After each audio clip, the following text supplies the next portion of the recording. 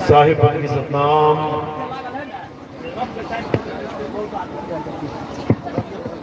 तो आज दरभंगा में परम पिता परमात्मा के मूल ज्ञान का प्रचार होने जा रहा है।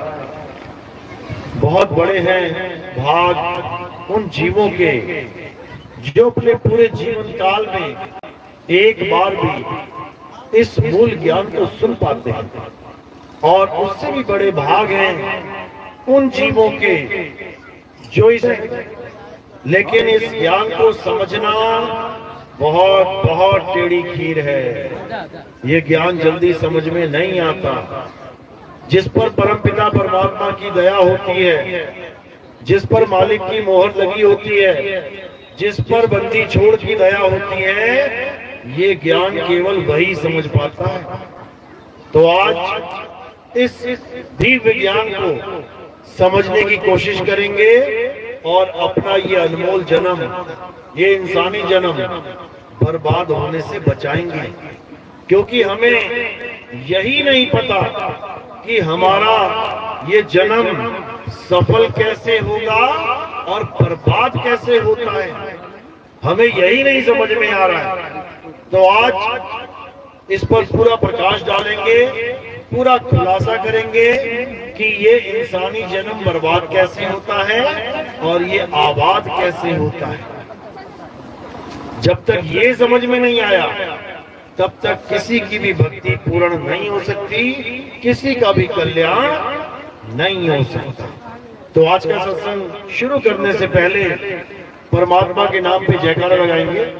बोलिए परमपिता परमात्मा की जय। सतगुरु बंदी छोड़ कबीर साहिब की जय। सभी संतों की जय। सभी भक्तों की जय। गांव नगर बस्ती की जय। सत्संग कराने वालों की जय। आज के आनंद की जय। सकल हंस को बंदगी साहिब। तो साहिब समझाते हैं कि लाखन में कोई समझ न पाई है और कोटि मध्य जानेंगे। कहे कबीर सुनो भाई साधो, हमें बिरले हंस पहचानेंगे। कहते हैं लाखन में कोई समझ न पाई है। लाखों लोगों को अगर ये सत्संग कर दिया जाए, उनको समझ में ही नहीं आएगा ये बात चल कहाँ की रही है। ये महिमा गाई जा रही है तो किसकी गाई जा रही है। लाखन में कोई समझ न पाई है, कोटि मध्य जानेंगे। 1 करोड़ आदमी को अगर सत्संग सुनाया जाए, कहते हैं कहे कबीर सुनो भाई साधो, हमें बिरले हंस पहचानेंगे। तब जाकर कुछ बिरले हंस परमात्मा को जान पाएंगे, कबीर साहब के स्वरूप को समझ पाएंगे। नहीं तो किसी की इतनी हैसियत नहीं जो उनके ज्ञान को समझ पाए। ये ज्ञान ही ऐसा है। अरे अटपट ज्ञान कबीर का और झटपट लखा न जाए। जो इसको झटपट लखे तो सब खटपट मिट जाएगा। ये ऐसा ज्ञान है कि ये जल्दी समझ में नहीं आता। क्यों समझ में नहीं आता? कारण क्या है? कारण ये है कि ये ज्ञान किसी दिखने दिखाने वाली चीज का ज्ञान नहीं है। किसी शरीर का, किसी मूर्ति का, किसी पेड़ पौधे जानवरों का ये ज्ञान नहीं है। किसी देवी देवता का, किसी मंदिर मस्जिद का, किसी जंतर मंतर तंत्र का ये ज्ञान नहीं है। अभी पत्थर की पूजा करवानी हो तो पूरा गांव पूजने चला जाएगा। एक त्योहार आया नहीं कि पूरा गांव उमड़ पड़ा मंदिर में पत्थर के दर्शन करने के लिए। क्यों? क्योंकि वो दिखाई देता है। जो दिखता है वो बिकता है। कबीर साहब का ज्ञान दिखता नहीं है, इसीलिए बिकता नहीं है। इसीलिए बिकता नहीं है। लेकिन जहां बिकता है फिर वो कोई पारखी होता है जो खरीदता है। ये ऐसा ज्ञान है जो आम इंसान खरीद ही नहीं सकता। कहते हैं हम हैं व्यापारी सत्य नाम के, अमर नगर मारो गांव, कोई ले लो रे, ले लो साहिब का नाम। लेकिन साहिब का नाम लेना ये बच्चों का खेल नहीं है कि बच्चों का खेल है। ये नाम ऐसा नाम है, बड़े बड़े धुरंधर फेल हो जाते हैं, बड़े बड़े सिद्ध महात्मा, बड़े बड़े महामुनि, पीर पैगंबर, ये फेल हो जाते हैं कबीर साहब का ज्ञान समझने में। लेकिन क्यों? क्योंकि ये ज्ञान दिखता नहीं है, ये गैबी वस्तु है, ये मंदिर मस्जिद का खेल नहीं है। कबीर साहब ना मंदिर जाते थे ना मस्जिद जाते थे, तो लोग उन्हें पूछने लगे, भाई ना तू मंदिर जाता है ना तू मस्जिद जाता है और सारा दिन तू परमात्मा के गुण गाता है, अरे तू हिंदू है या मुसलमान? तो साहिब क्या बोले, हिंदू कहो तो हूं नहीं और मुसलमान भी नहीं, ये 5 तत्वों का पुतरा गैबी खेले माही। कहते हिंदू कहो तो हूं नहीं और मुसलमान भी नहीं, मैं कोई हिंदू मुसलमान नहीं हूं, मैं क्या हूं? ये 5 तत्वों का पुतला गैबी खेले माही, जो इस 5 तत्वों के पुतले के अंदर खेल रहा है। कौन खेल रहा है? जो इस 5 तत्व के पुतले को चला रहा है, हिला रहा है, डुला रहा है, खिला रहा है, पिला रहा है। कौन है वो? इस 5 तत्व के निर्जीव पुतले को जिसने जान बख्शी है। देखो सांस चल रही है इसकी, देखो दिल धड़क रहा है, देखो घूम रहा है, फिर रहा है, आ रहा है, जा रहा है। कौन है जो इसको चला रहा है? 5 तत्वों का पुतला गैबी खेले माही। इसमें गैबी यानी जो गायब वस्तु है, जो दिखाई नहीं देती, मैं वो हूं। और वो वस्तु क्या है? उसे आत्मा कहते हैं। आत्मा, आत्मा का नाम सुना है सबने? किस किसने सुना है? हाथ खड़ा करो जरा। सारे जीवन में आत्मा का नाम सुना है? जिसने नहीं हाथ खड़ा किया ना उसने भी सुना है, मत करो। सबने आत्मा का नाम सुना है। अपनी अपनी आत्मा लेके आए हो? किसी की घर पे तो नहीं छूट गई? कहीं चौका बर्तन करते करते छूट गई हो? कहीं नहाने के लिए कपड़े उतारे, आत्मा भी उतार के लटका दी, उतारना भूल गए वहां से? ऐसा तो नहीं हुआ ना? सब अपनी अपनी आत्मा लेके आए हो? चेक कर लो, हाथ लगा के देख लो कहीं गलती से रह ना गई हो। सब लेके आए हो। प्रूफ क्या है? कैसे सिद्ध करोगे कि आत्मा तुम्हारे पास है? किसके पास, किस किस के पास आत्मा है? सबके पास है। कैसे सिद्ध करेंगे कि मेरे पास आत्मा है? क्या हो रहा है? ये जो शरीर हिल रहा है ना, ये शरीर चल रहा है ना, बोल रहा है ना, हंस रहा है ना, इसका मतलब शरीर के पास आत्मा है। एक पंखा चल रहा है, एक पंखा नहीं चल रहा है। कैसे सिद्ध करेंगे कि करंट है कि नहीं? जो नहीं चल रहा है उसमें करंट नहीं है, और जो चल रहा है उसमें करंट है। इसी प्रकार जो शरीर चल रहा है उसमें आत्मा है, और जो शरीर निर्जीव हो गया है, मृत हो गया है, उसमें आत्मा नहीं है। तो कबीर साहब समझा रहे हैं कि मैं ये शरीर नहीं हूं कि तुमने इस शरीर की बालों की चोटी रख ली तो पंडित जी बन गए, तुमने इस शरीर की मूछें मुड़ा के टोपी पहन ली तो तुम मुल्ला जी बन गए, तुमने इस शरीर के ऊपर तुमने पगड़ी बांध ली तुम ज्ञानी जी बन गए, सिख बन गए, या तुमने गले में क्रॉस लटका लिया तो तुम ईसाई जी बन गए। मैं ये नहीं हूं, मैं ये शरीर नहीं हूं। मैं क्या हूं? आत्मा हूं। इसी आत्मा को संतों ने अपनी भाषा में शब्द कहा है, शब्द। तो कबीर साहब समझा रहे हैं, हम हैं शब्द शब्द हम माही, हमसे भिन्न और कछु नाही, शब्द न भिन्न से देही। अब कहे कबीर हम शब्द से नहीं, कहते मैं शब्द हूं, मैं आत्मा हूं, मुझे कोई गलती से शरीर मानने की गलती मत कर देना, मैं आत्म देव हूं। लेकिन मुझे कोई बिरला ही समझ पाता है, सब मुझे ये दाढ़ी मूंछों वाला शरीर ही समझते रह जाते हैं।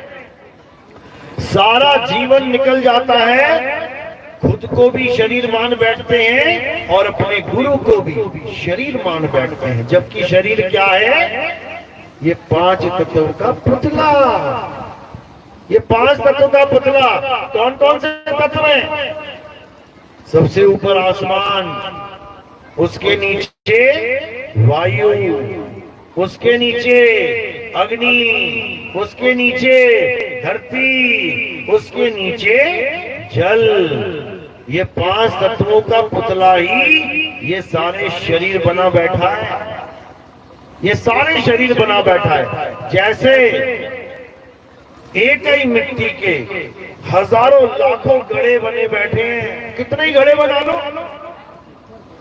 इसी प्रकार ये 5 तत्वों का शरीर है। ये शरीर तो विनश जाएगा, ये शरीर तो नाश हो जाएगा, लेकिन आत्मा का कभी नाश नहीं होता। यही कबीर साहब समझा रहे हैं, शब्द न बिन से देही, कहे कबीर हम शब्द से नहीं।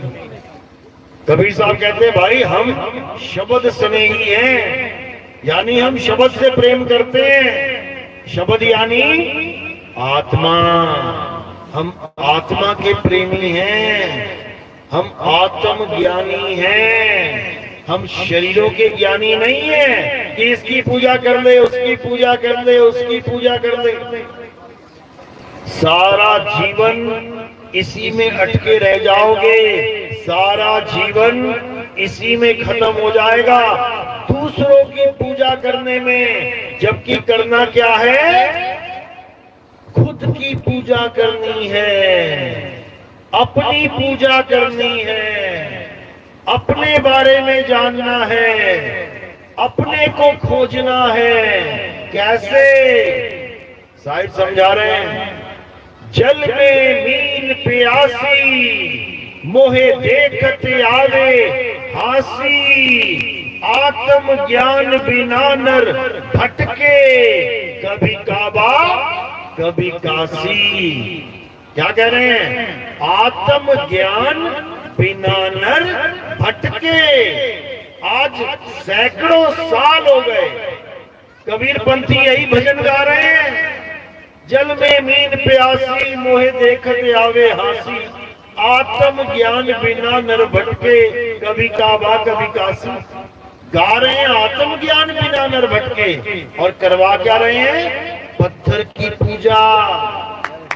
मंदिर बना दिए, कबीर साहब के मंदिरों में मूर्ति स्थापित कर दी, पंडित जी रख दिए, घंटी बजा रहा है, थाली घुमा रहा है, और अपना जन्म धोखे में गवा रहा है, और सोच रहा है कि मैं कबीर पंथी हूँ। कबीर पंथी नहीं, वो कबाड़ पंथी है। कबाड़ पंथी कैसे है? भगवान की मूर्तियां, कबीर साहब की मूर्तियां जब तक तो चमकती धमकती हैं, तब तक तो खूब पूजा होती है, और जैसे मूर्ति खंडित हो जाती है तो कहाँ रख देते हैं उसको? कबाड़ में। कबाड़ में टूटी फूटी मूर्तियां कहाँ जाती हैं? कबाड़ में। तो आज तक किसकी पूजा कर रहे थे?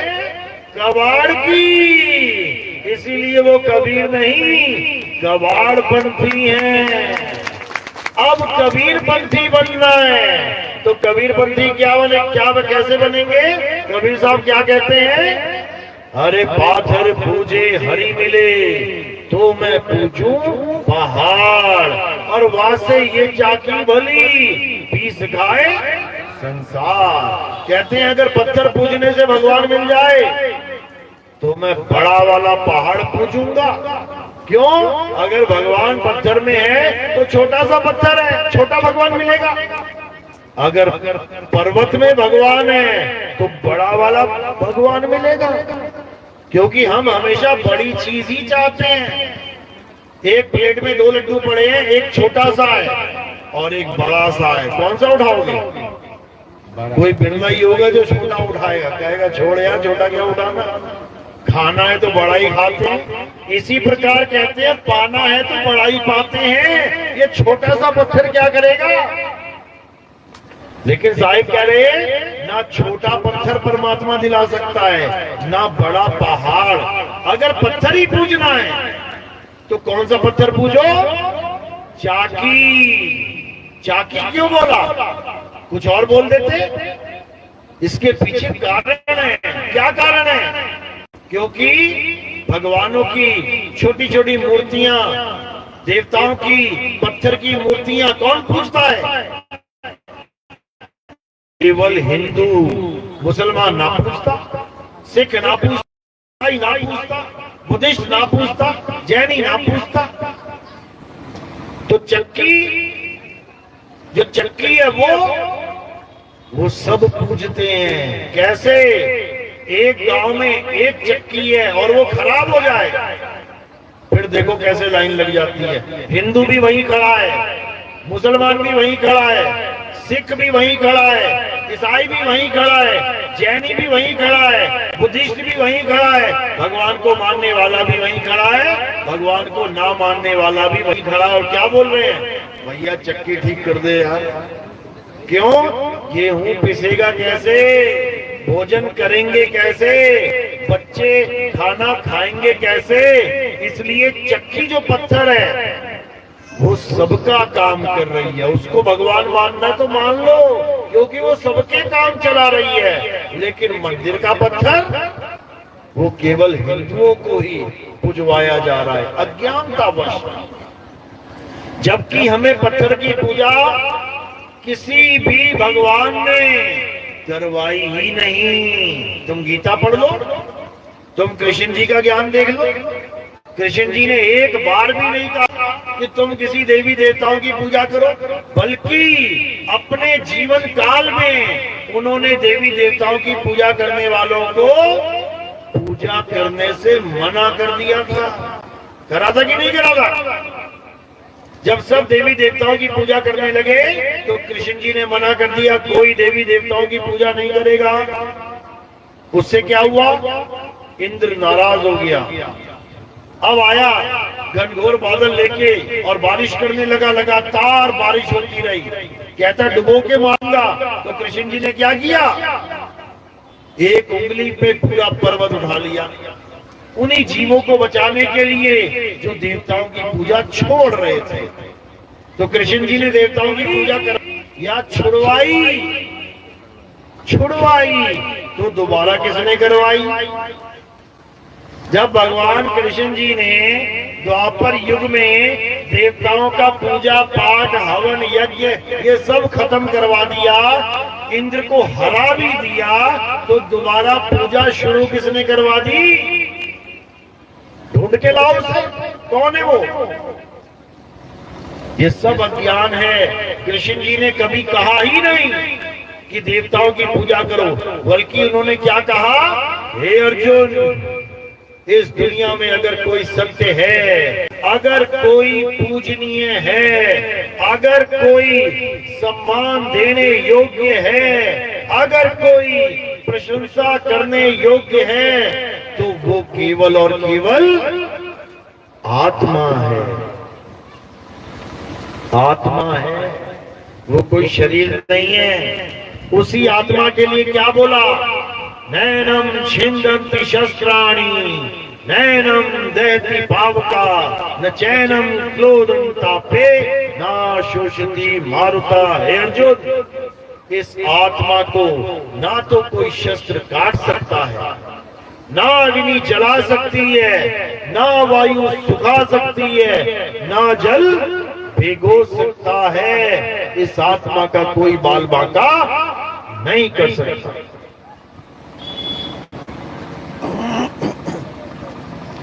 तो जब इस आत्मा का कोई कुछ कर ही नहीं सकता, जब इस आत्मा को कोई मार ही नहीं सकता, जब इस आत्मा को कोई धराशायी नहीं कर सकता, तो पूजनीय कौन है? आत्मा ही है। आत्मा ही है जिसका हमें ज्ञान प्राप्त करना है, जिसके लिए कबीर साहब कह रहे हैं आत्म ज्ञान बिना नर भटके। किसने प्राप्त किया आत्म ज्ञान? अरे सारी उम्र तो पत्थर पूजते रहे, सारी उम्र तो हवन यज्ञ करते रहे, सारी उम्र तो आरती चौका करते रहे, आलू केले बैंगन खाते रहे, उसमें सारी उम्र दिए जलाते रहे, पूजा करते रहे, सारी उम्र दूसरों का नाम जपते रहे, अपना आत्म ज्ञान कब प्राप्त किया?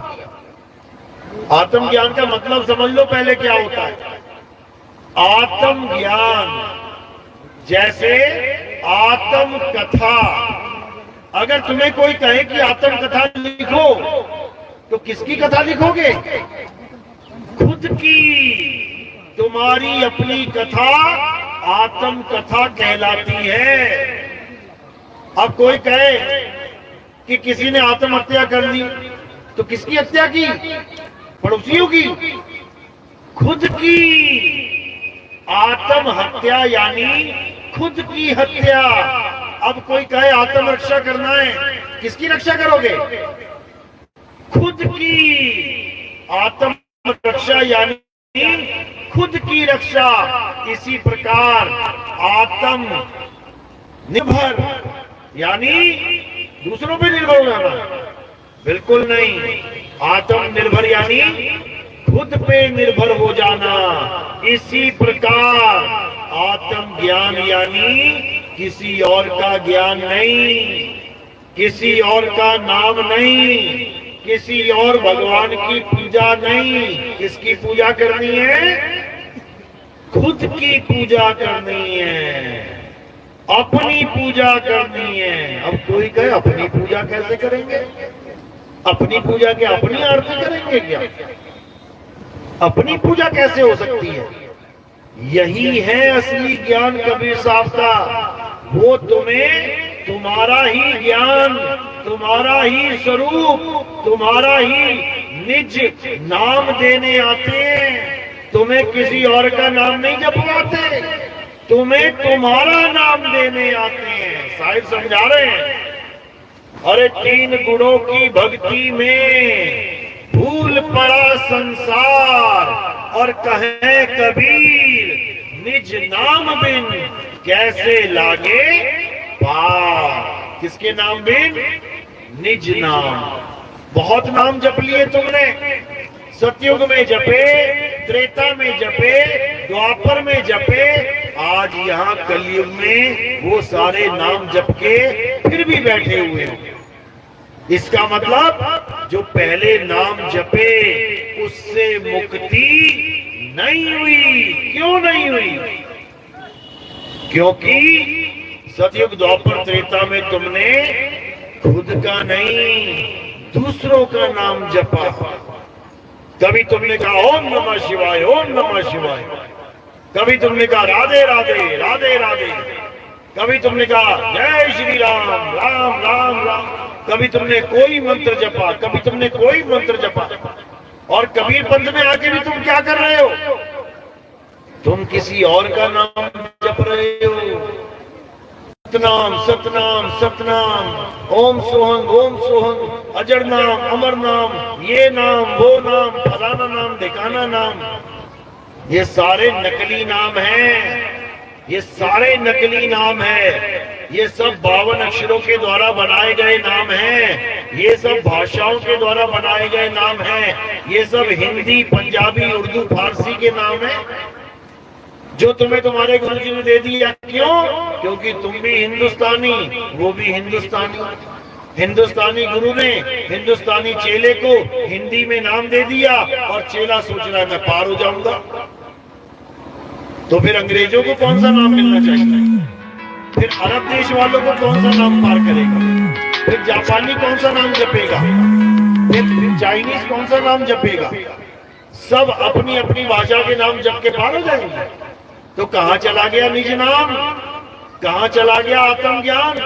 अगर अक्षरों का ही ज्ञान पूर्ण ज्ञान है तो आत्म ज्ञान क्या है, ये कोई नहीं समझ पा रहा है।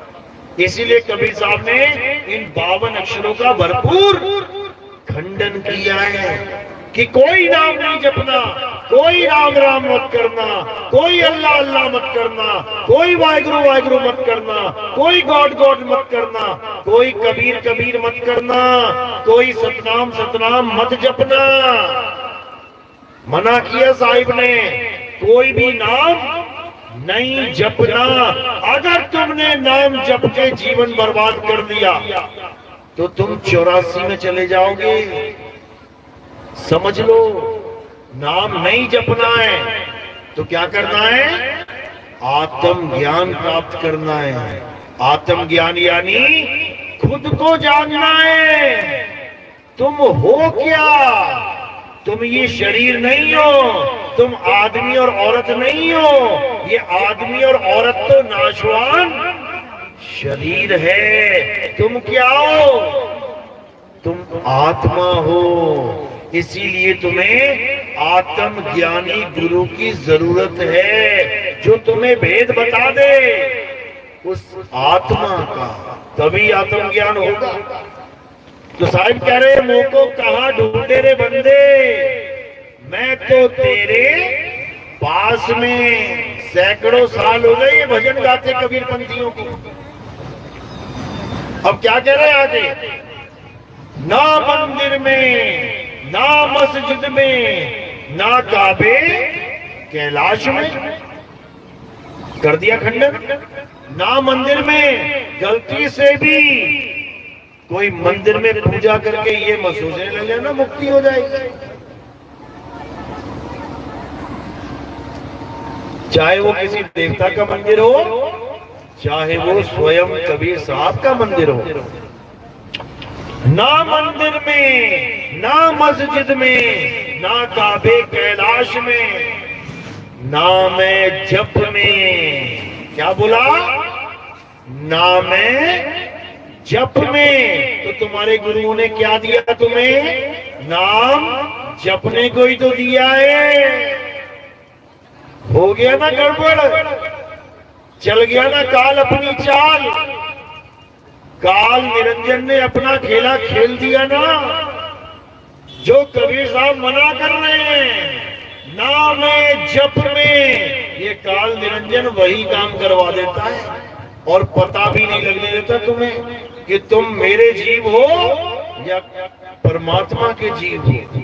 तुम्हें लगेगा मैं नाम जप रहा हूं, मैं तो परमात्मा को पाऊंगा। गलत फहमी में मत रहना। जो नाम जपेगा वो काल के मुंह में जाएगा, और जो नाम छोड़ देगा वो परमात्मा को पाएगा। समझ लो, ये कबीर साहब का उल्टा ज्ञान है, उल्टा ज्ञान। समझ लो, बरसे कंबल भीगे पानी, और कबीर साहिब की उल्टी वाणी। दुनिया नाम जपवा रही है मुक्ति देने के लिए, और कबीर साहब नाम छुड़वा रहे हैं मुक्ति देने के लिए। समझ लो। तो साहिब समझा रहे हैं नाम है जप में, यानी तुम कोई भी नाम जाप कर रहे हो, किसी भी गुरु से नाम दीक्षा ले रखी है, दिन में 1 घंटा 2 घंटा या श्वासों में नाम जप रहा है, सोहन कोई भी, छोड़ दो, बिल्कुल छोड़ दो। अगर तुमने ये नाम जप के अपना जन्म गवा लिया तो तुम्हारी 84 की टिकट कट जाएगी। उसके बाद तुम्हें नाना प्रकार की योनियों में भ्रमण करना पड़ेगा, कभी कुत्ता बनके, कभी बिल्ली बनके, कभी हाथी बनके, कभी घोड़ा बनके। क्यों? क्योंकि ये काल भगवान की शातिर चाल है। ये परमात्मा को पाने के लिए नाम का सहारा दे देता है, जबकि परमात्मा को पाने के लिए नाम को छुड़वाना जरूरी है। मदन साहब की वाणी है, सोई गुरु पूरा कहावे, जो दो अक्षर का भेद बतावे। एक छुड़ावे एक लखावे, तब प्राणी निज घर को जावे। कहते हमें ऐसा गुरु चाहिए, हमें पूरा गुरु चाहिए। कौन है पूरा गुरु? जो नाम दे जपने के लिए, वो नहीं, जो किसी के दिए हुए नाम जपने वाले छुड़वा दे, वो है पूरा गुरु। तो कह रहे एक छुड़ाए एक लखाए, तब प्राणी निज घर को जाए। यानी ये मुंह से बोलने वाले सारे नाम छुड़वा दे। ये हिंदी भाषा के, पंजाबी के, उर्दू के, फारसी के, अंग्रेजी के, जापानी के, चाइनीज के, पुर्तगीज के, स्पेनिश के, जो मर्जी भाषा हो, सबके नाम छुड़वा दे। एक छुड़ाए एक लखाए। अब लखाना क्या है? तुम्हें तुम्हारी आत्मा का लखाव करा दे, तुम्हें आत्म ज्ञान में कैसे रमण करना है वो समझा दे। समझो, अब तुम्हें पूरा गुरु मिला है, नहीं तो अधूरा गुरुआई मिल गया।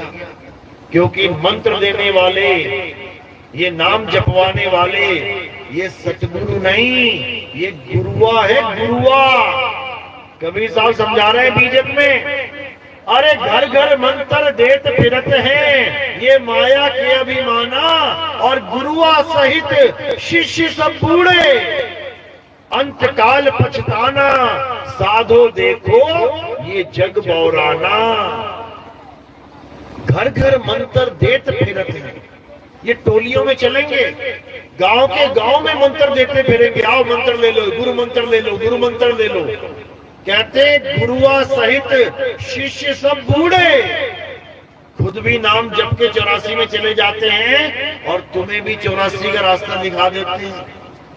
समझ लो, अरे गुरुआ तो घर घर फिरे, कौड़ी केर 50, अपने रूप की खबर नहीं और शिष्य करण की आस।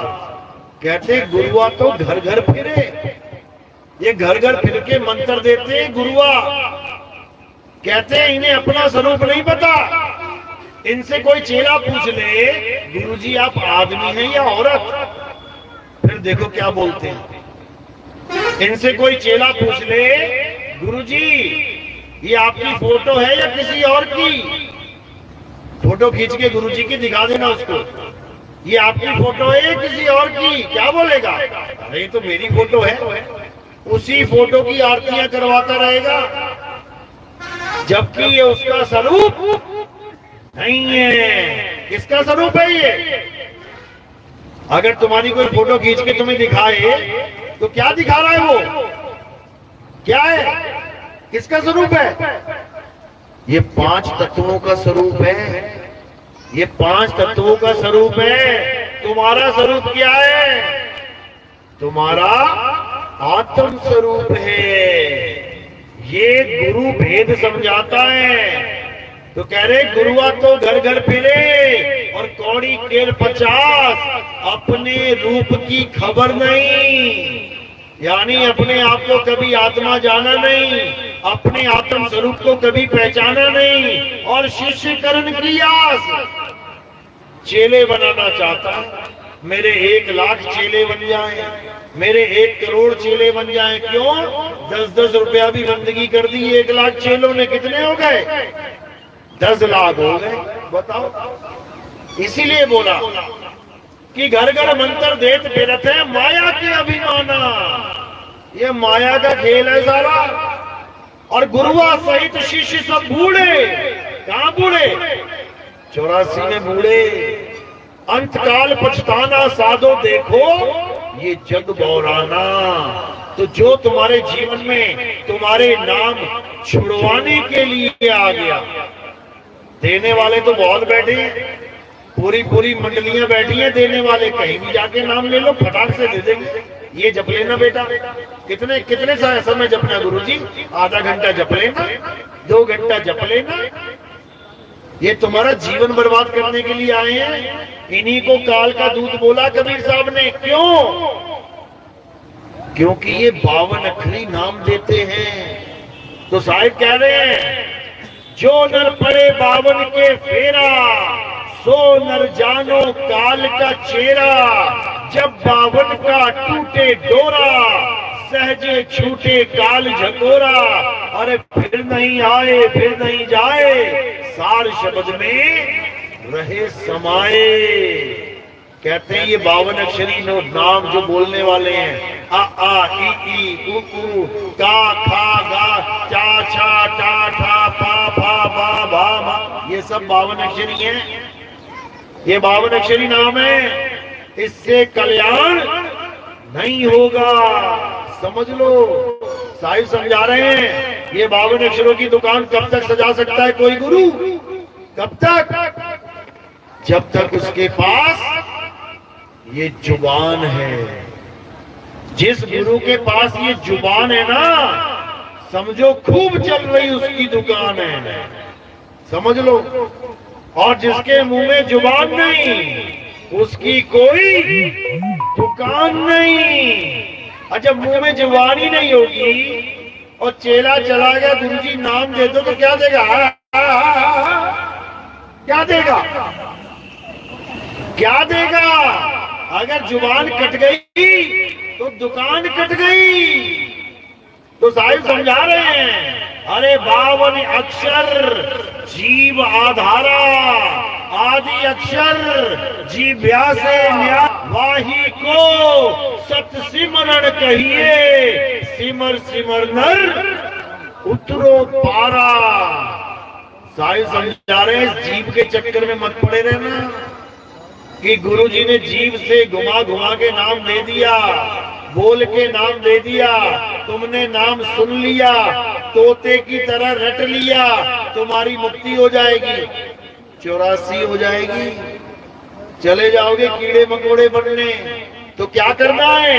जब 52 का टूटे डोरा, सहजे छूटे काल झकोरा।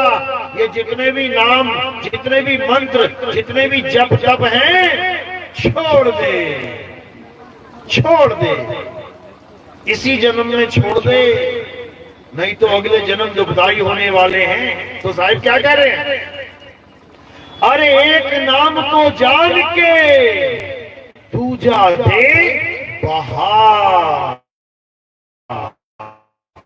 से नहीं जा। नाम को जान के, कौन सा नाम? सतनाम। बोलने वाला नहीं कि 4 अक्षर पढ़ लिए, सतनाम। अब लगे जपने सतनाम सतनाम सतनाम सतनाम। ये वाला सतनाम नहीं, ये 52 अक्षरी सतनाम है। कौन सा सतनाम चाहिए? जो 52 से न्यारा है। और वो क्या है? वो तुम्हारी आत्मा है।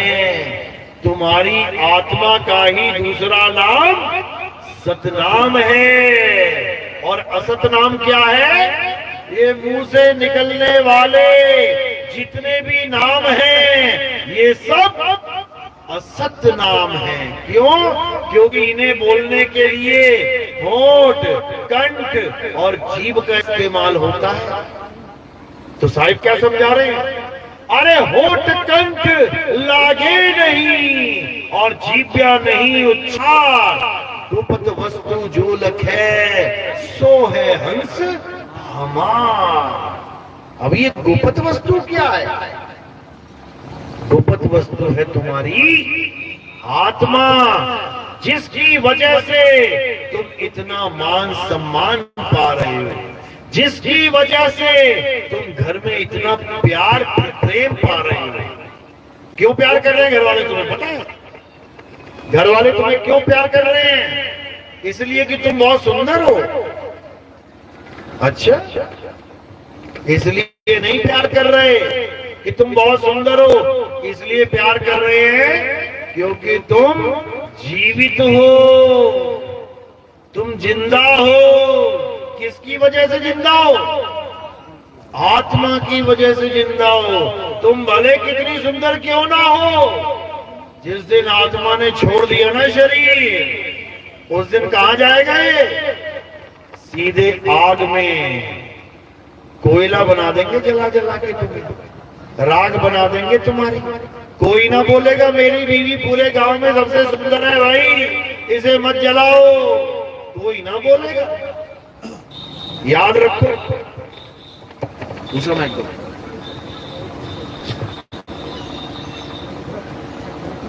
अगर तुम्हें घर में खाने के लिए भी कोई पूछ रहा है ना, बेटी खाना खा ले, पिताजी खाना खा लो, बच्चों खाना खा लो, क्यों पूछ रहा है? क्योंकि तुम जीवित हो। किसकी वजह से? आत्मा की वजह से। समझ लो इसको। Hello hello. तो आत्मा की वजह से ही सारा खेल चल रहा है। और आत्मा अगर शरीर को छोड़ दे तो भूल जाओ तुम्हें कोई प्यार करेगा। आत्मा तुम्हारे साथ है, तुम्हारी उंगली तक कोई आग पे नहीं रखेगा पकड़ के। और अगर आत्मा ने साथ छोड़ दिया तो पूरा उठा के तुम्हें आग पे रख देगा। समझ लो। तो जो भी खेल है आत्मा का खेल है। और तुम्हें ये शरीर छोड़ने से पहले कौन सा ज्ञान प्राप्त करना है? आत्म ज्ञान प्राप्त करना है। तो क्या कह रहे हैं कबीर साहब? कबीर साहब समझा रहे हैं कि ये जो नाम की दुकान चल रही है, अब इन दुकानों को बंद करने का समय आ गया है। बहुत चला ली दुकानें, अब ये सब दुकानें बंद होंगी। कैसे होंगी? जब सब हंस विवेकी हो जाएंगे, वो बंद हो जाएंगी। इसीलिए साहिब ने बोला ये काल भगवान ने जो 12 दुकानें चला रखी हैं, इसमें यही सब भरा पड़ा है। जंतर मंतर तंत्र, पूजा पाठ, हवन यज्ञ, नित्य नेम, ये सब भरा पड़ा है। तो साहिब यही समझा रहे हैं कि काल भगवान ने 12 पंथ चलाए। अरे 12 पंथ काल के जानो, तब दानी मन संतान। ये काल ने 12 पंथ चलाए, उसके बाद क्या किया? सारे जीवों को इसी पंथ में उलझा दिया। 12 पंथ काल फुरमाना, भूले जीव न जाए ठिकाना। अरे 13वें पंथ हम ही चले आए, सब पंथ मेट के एक पंथ चलाए। साहिब कह रहे सारी दुकानें मेट देंगे हम। ये जितनी दुकानें नाम की चल रही हैं, 52 अक्षरों की चल रही हैं, ये सब दुकानें बंद हो जाएंगी। और क्या होगा? एक पंथ चलाएं।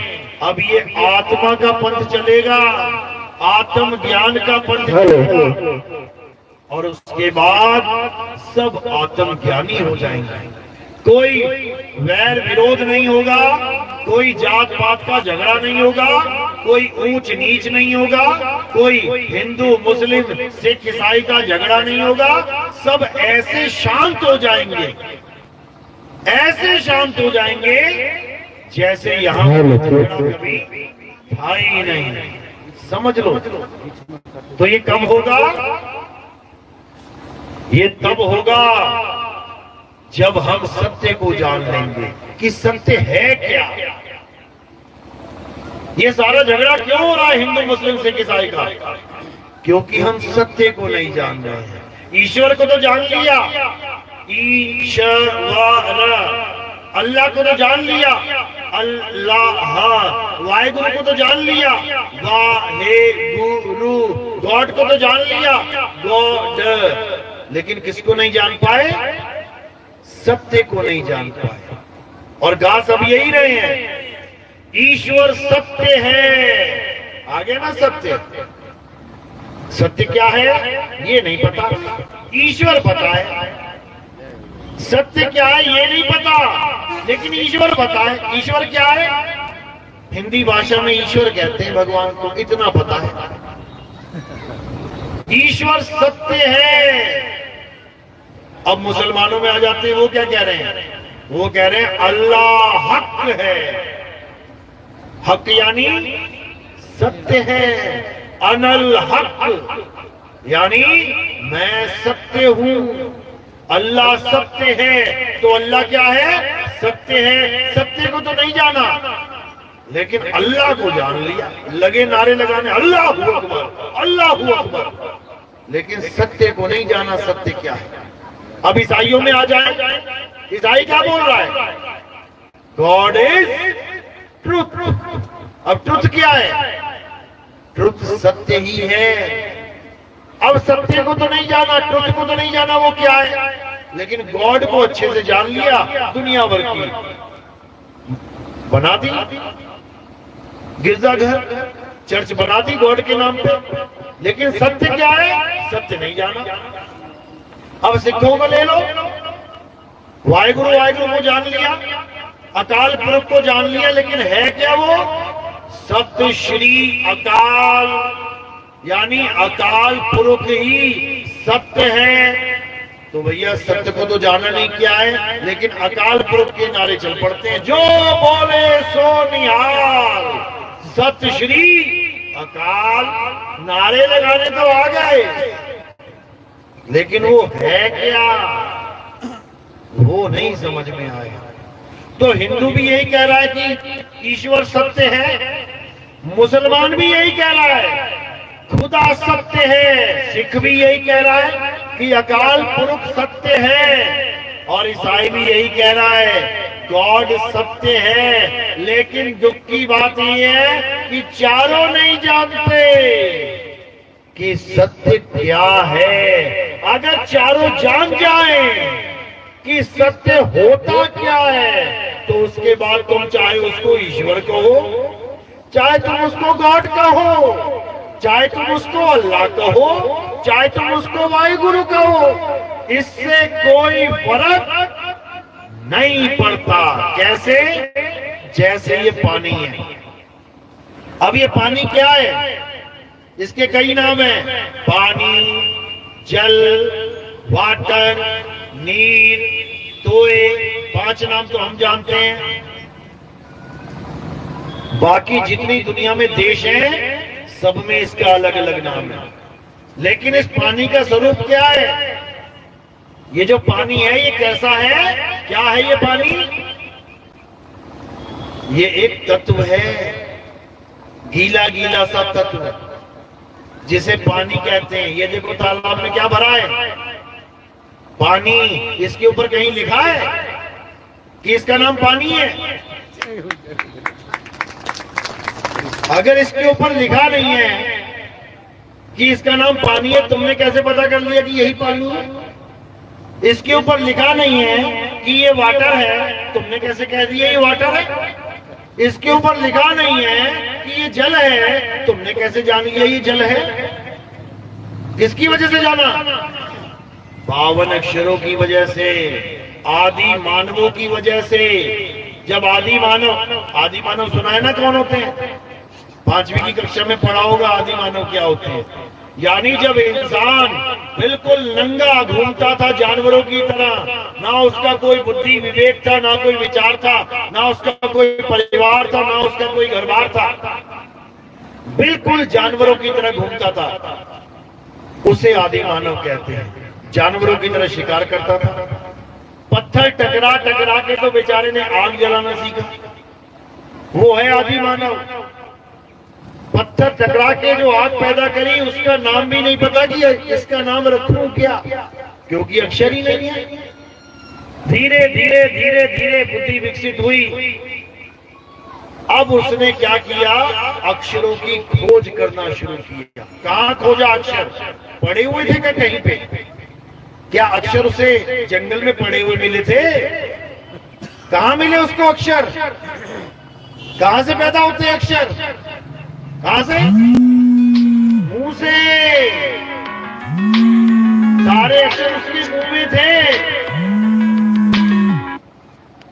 लेकिन उसे पता नहीं था कि मेरे मुंह में सारे अक्षर हैं। फिर क्या हुआ, उसने अपने मुंह से निकलने वाली हर आवाज को लिखना शुरू कर दिया। पहली आवाज कौन सी निकली, आ, तो लिख दिया आ। दूसरी आवाज निकली आ, लिख दिया बड़ा आ। फिर निकली ई, लिख दिया छोटी ई। फिर निकली ई, बड़ी ई। ऊ, छोटा ऊ, बड़ा ऊ। ए, छोटी ए, बड़ी ए। हो गया ना। कहां से निकला, मुंह से। हिंदुस्तान में जो आदि मानव थे उनके मुंह से क्या निकला, आ ई ऊ। और जो अंग्रेज आदि मानव थे अमेरिका में, इंग्लैंड में, उनके मुंह से क्या निकला, A B C D E F G. हमारे वालों ने कितने अक्षर बना डाले, 52 अक्षर। अंग्रेजों ने कितने अक्षर बनाए, 26 अक्षर। उसके बाद हमारे वालों ने उन्हीं अक्षरों के द्वारा अब नाम रखना शुरू किया। उन्होंने देखा ये पानी जैसा क्या है, ये गीला गीला सा क्या है, इसका एक नाम रख दिया जल। इस पे लिखा नहीं है जल, उसके मुंह से निकला ये जल। और सबको बता दिया आज के बाद जब भी मैं कहूंगा जल तो ये है वो वस्तु।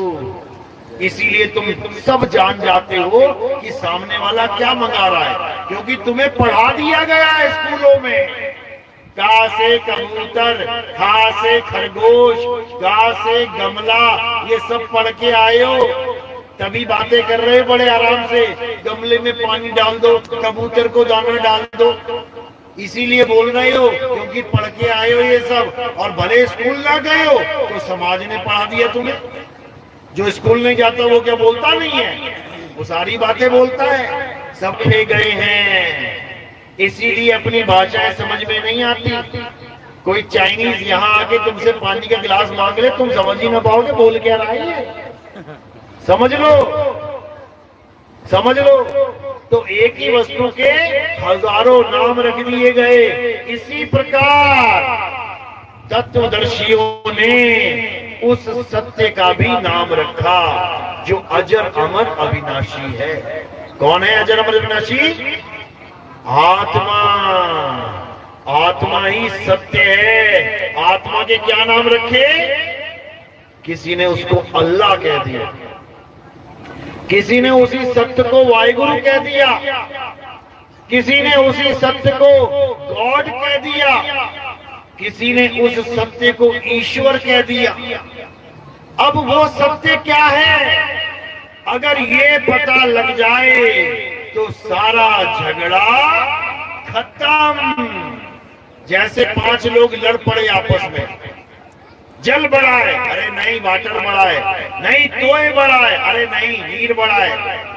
लड़ पड़े आपस में अक्षरों के चक्कर में। अब झगड़ा खत्म कब होगा, जब 5 को बोल दिया जाए कि तू अपना, तू वाटर लेके आ, तू पानी लेके आ, तू नीर लेके आ, तू तोय लेके आ। और जब 5 अपना अपना सामान लेके आएंगे तब सब क्या जान पाएंगे, अरे हम तो फालतू की लड़ाई कर रहे हैं, ये तो एक ही चीज के सारे नाम है। इसी प्रकार उसी सत्य के सारे नाम हैं। अल्लाह कह लो, वाहिगुरु कह लो, गॉड कह लो, भगवान कह लो, परमात्मा कह लो, साहिब कह लो, जो मर्जी कह लो, लेकिन कब, उसको जानने के बाद। अगर जानने से पहले पानी पीते हैं, क्या करते हैं, पानी पीते हैं, पानी पिया नहीं और नाम जपने लग गए, राम को जाना नहीं और राम राम जपने लग गए, साहिब को जाना नहीं, साहिब साहिब जपने लग गए, सतनाम को जाना नहीं, सतनाम सतनाम जपने लग गए, अल्लाह को जाना नहीं, अल्लाह अल्लाह जपने लग गए, वाहिगुरु को जाना नहीं, वाहिगुरु वाहिगुरु जपने लग गए। बर्बाद हो जाओगे, बर्बाद हो जाओगे, जन्म बर्बाद हो जाएगा। तो क्या करना है, अल्लाह वाहिगुरु गॉड ये सब नामों को थोड़ी देर के लिए किनारे कर दे भाई। छोड़ दे, अल्लाह वाहिगुरु गॉड को किनारे कर दे। अब क्या ढूंढना है? सत्य को ढूंढना है कि आखिर सत्य है क्या। तो गीता बताती है, हे अर्जुन, इस दुनिया में दो प्रकार के तत्व हैं। कौन कौन से? एक असत्य और एक सत्य है। असत्य क्या है? हे अर्जुन, जो जन्मता और मर जाता है, जो पल पल बदलता है, जो सदा एक सा नहीं रहता, वो असत्य है। यानी ये काया माया, ये पेड़ पौधे जानवर पशु पक्षी, ये सब जन्मते हैं मर जाते हैं, इनकी पूजा नहीं करनी, समझ लो। तो सत्य क्या है? जो कभी जन्मता और मरता नहीं, जो कभी बदलता नहीं, जो सदा एक रस अखंड अविनाशी है, वही सत्य है। और वो क्या है? हे अर्जुन, आत्मा ही सत्य है। वो आत्मा ही है जो हिंदू को भी चला रही है, वो आत्मा ही है जो मुसलमान को भी हिला रही है, वो आत्मा ही है जो सिख को भी उठा रही है, वो आत्मा ही है जो ईसाई को भी गवा रही है। कितने गाने गा रहे हैं ईसा मसीह के नाम पे, किसकी वजह से? आत्मा की वजह से। जयकारे लगा रहे हो, जय श्री राम, अल्लाहू अकबर। देखो आप कैसे उठ गए जय श्री राम पे। जैसे बोला जय श्री राम, देखो फिर उठ गए। किसकी वजह से? आत्मा की वजह से। जय श्री राम नहीं करना है, आत्मा।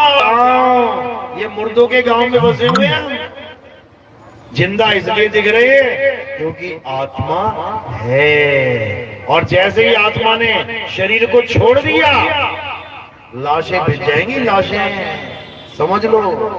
तो ये आत्मा ही है जो सर्वे सर्वा है, ये आत्मा ही है जो स्वयंभू है, जिसको कोई पैदा करने में और मारने में सक्षम नहीं है। कृष्ण जी भी आत्मा की पूजा करते हैं, राम जी भी आत्मा की पूजा करते हैं, शंकर जी भी आत्मा की पूजा करते हैं, कबीर साहब भी आत्मा का ज्ञान करते हैं, रविदास जी भी आत्मा की महिमा गाते हैं, मीरा बाई भी आत्मा की महिमा गा रही है। देखो क्या कह रही है मीरा बाई। पहले पत्थर की मूर्ति लेके घूमती थी, गली गली में नाचती थी। उसके बाद क्या हुआ? रविदास जी आ गए उसके जीवन में। रविदास जी ने क्या किया? रविदास जी ने पत्थर छुड़वा दिया और क्या दे दिया? आत्मा का अनमोल ज्ञान। आत्म वस्तु अनमोल है। कितने की आती है आत्मा? कभी खरीदी आत्मा? कितने की आती होगी वैसे? अंदाजा लगाओ जरा। ये पूरा शरीर कितने का आता होगा? 2 लाख, 4 लाख, 5 लाख, 10 लाख, 20 लाख बिक जाएगा। 20 लाख तो बहुत ज्यादा बोल दिया मैंने, समझ लो। अभी बच्चा किडनैप करे कोई, अभी बेच दे, पूरा शरीर बिक गया ना। पूरा शरीर बिक गया। कितने में? 5000 में। 5000 में बच्चा लेके आओ, 5000 ले जाओ। 5000 में शरीर बिक गया। आत्मा कितना बिकती होगी? कभी लेके लेने जाना। अनमोलक है वो, अनमोलक। आत्मा अनमोल है, उसका कोई मोल नहीं है। तो मीराबाई यही समझा रही है, पायो जी में नाम रतन धन पायो, वस्तु अमोलक। ये जो मूर्ति पकड़ी थी कितने की होगी? कृष्ण जी की मूर्ति लेके घूमती थी, कितने की होगी? 20 रुपए, 50 रुपए, 100 रुपए, 1000 रुपए, लाख रुपए। लेकिन मीराबाई क्या कह रही है? गुरुजी ने मुझे क्या दिया?